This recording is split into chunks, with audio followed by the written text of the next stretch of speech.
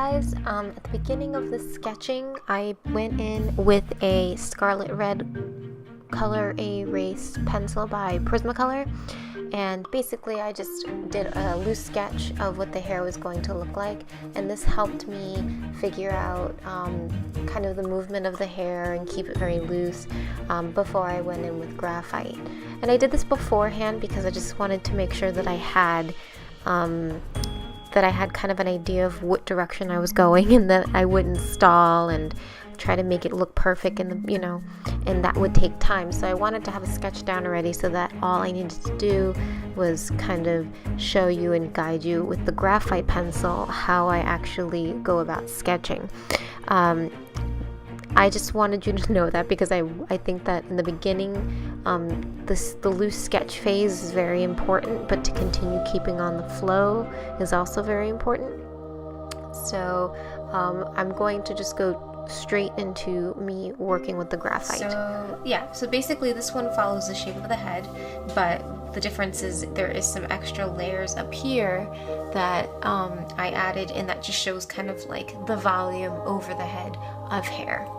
And so when I sketched this, my basic movement on the top is I started here and then flick.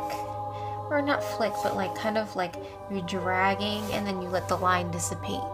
And that's the basic movement. And then you kind of continue it doing the same thing. And it all has an end point, and it's by the ponytail's beginning right here, and that's where all the hair is being pulled into. So you don't want to pull the hair down here or up or in a direction that it wouldn't necessarily go. Think of where the hair is getting the most tension, and that's where the hair is going to lead. And so it's going here, right? And then she's got like new little like baby hairs down on the side. So I'm just gonna kind of do that. And then any kind of strand of suggested hair or suggested chunks of hair are going to go to that tension point where the hairband would be, where the hair is going to start.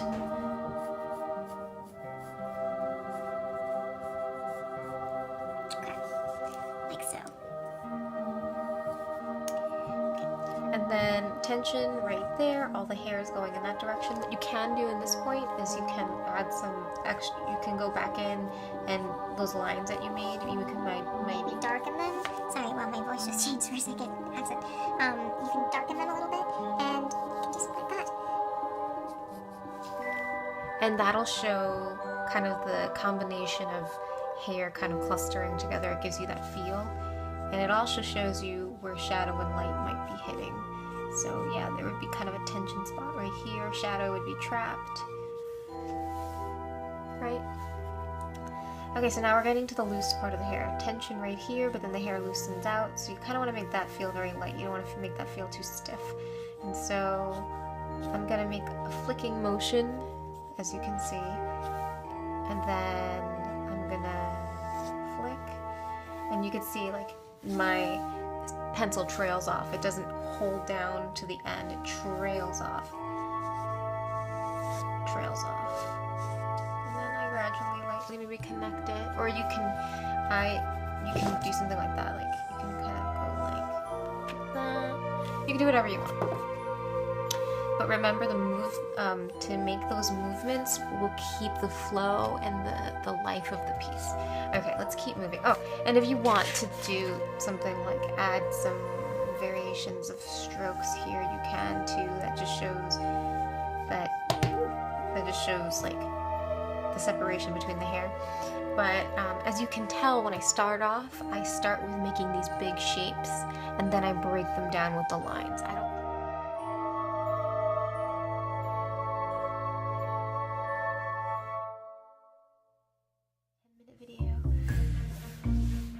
Same thing with this one. You want to keep the movement, so I'm not necessarily holding down my pencil. There's kind of a looseness to it. Another way to try to achieve this, don't hold your pencil too much to the edge. You want to kind of give yourself some space between the tip of the pencil and so that helps kind of keep a looseness. So you want to kind of, I sometimes hold it like this, or like this actually, let me see, like this. Okay, so I like this. Okay. And then large shapes. Large shapes. You want to keep those large shapes. When you get to the braid, my braid is a very organic shape. It's not anything specific. It suggests a braid. Braids are hard if you don't know how to do them. I had to make them up as I went along growing up. I kind of figured out how to make a braid. My braids kind of just look like squiggles. And then there's an end piece, and it's the hair. And yeah. My braids. So it's kind of like this, like, squiggle, squiggle, squiggle, squiggle, squiggle, squiggle. And the squiggles meet halfway of the other squiggle on the other side. So I make one squiggle, and then halfway through this one, I'll start another squiggle. That squiggle will meet midway to that shape, midway, and then in between, like these points meet, I add like another kind of curvature line, and that creates a braid. Just watch this over again. You'll figure it out. It's not that hard once you get it. And it's just a very loose style. It's not. Okay. And then again, you can add some variations of strokes just to suggest the different clusters of hair. You can do the same thing in the bangs if you want. It's all up to you. Let's keep moving. We're at 11 minutes. Okay, so this is like a short boy cut hair. I put this on because I know that, you know, that is an option. Long hair is not the only thing you can do. You can do short hair, and short hair is fun too. Like, you can go crazy with short hair as well as long hair. So this one is pretty simple though. I mean, you're basically using the form of the head to show a style. And so I'm going to swish, swish. You saw that, right? You saw that?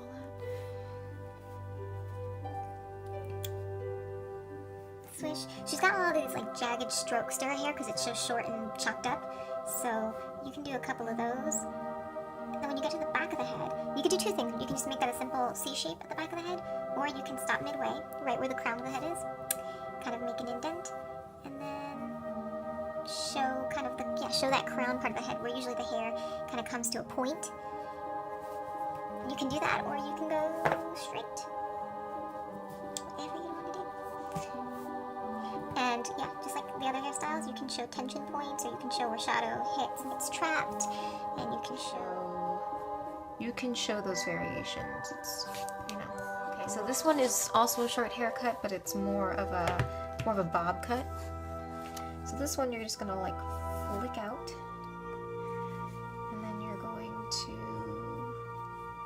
flick out, and then you're going to flick out.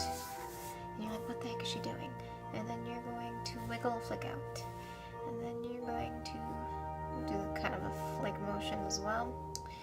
Now, sorry, I'm trying to keep this in place.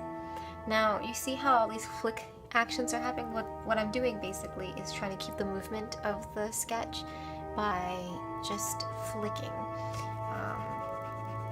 And not necessarily keeping the movement of the sketch, but like while you're working, you should really consider doing this movement. You can always erase, but now you kind of have a better flow and a better movement.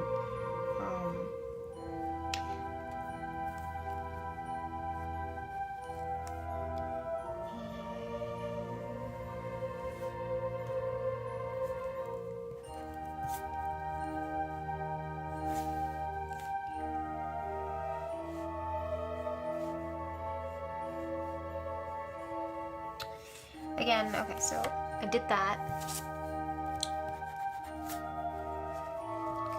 Actually, this makes no sense. I just realized this hairstyle makes no sense. So, technically, if she had a bob haircut like this, it would be going here, then it'd come down here, here and here, and here and here, and maybe do something like that, or it would meet probably around here. Right, you can put a little excess here if you want.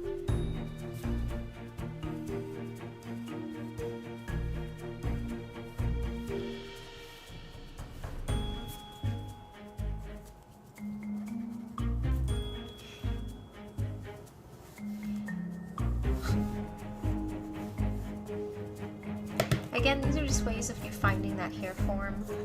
Nothing specific. Okay, so here is a half up, half down hairstyle. Let's go through that really quick because we're running out of time. And I'm gonna probably have to. Okay, so this is kind of like a wavy hair movement. So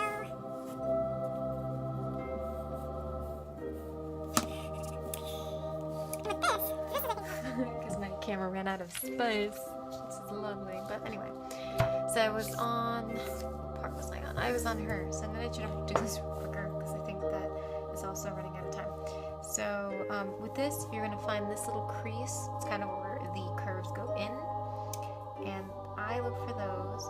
And where this line starts, continue it into the. You see what I'm saying?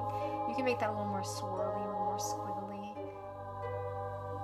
You can kind of get a little bit more organic with your form with the line work that you do in there, so it kind of shows how wavy the hair is. And yeah, so that is this one. We're gonna go to this one now. I haven't done it. So guys, thank you for watching. If you found this helpful, please give it a thumbs up, leave a comment, and or subscribe. I noticed that I had a lot more that I wanted to show you guys that had to do with hair, but time was the essence. And while I would make this a longer video, I think that it would be great to make this into a part 1 and a part 2. Yay! So the next one I'll put out will be the part 2, which will be the 3/4 face with different style hair. And yeah, again, thank you for watching. I'll see you next time. Bye.